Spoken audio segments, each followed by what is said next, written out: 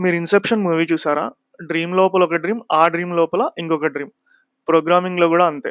For example మనకి factorial of 5 కావాలి.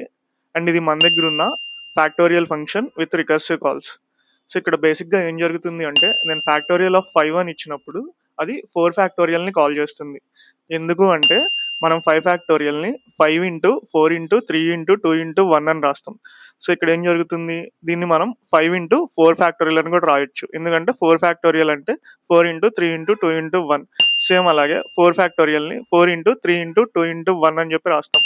So, ఇక్కడ మనం 5 ఫ్యాక్టోరియల్ అని కాల్ చేసినప్పుడు అది 5 ఇంటూ 4 ఫ్యాక్టోరియల్ కాల్ చేస్తుంది. అండ్ 4 ఫ్యాక్టోరియల్ వచ్చి 4 ఇంటూ 3 ఫ్యాక్టోరియల్ కాల్ చేస్తుంది. అండ్ 3 ఫ్యాక్టోరియల్ వచ్చి 3 ఇంటూ 2 ఫ్యాక్టోరియల్. సో, ఇలాగా బేసిక్‌గా మనం ఇక్కడ ఏం చేస్తున్నామంటే, ప్రాబ్లమ్‌ని సబ్ ప్రాబ్లమ్స్‌గా డివైడ్ చేస్తున్నాం. అండ్ వాటికి రికర్సివ్ కాల్స్ చేస్తున్నాం.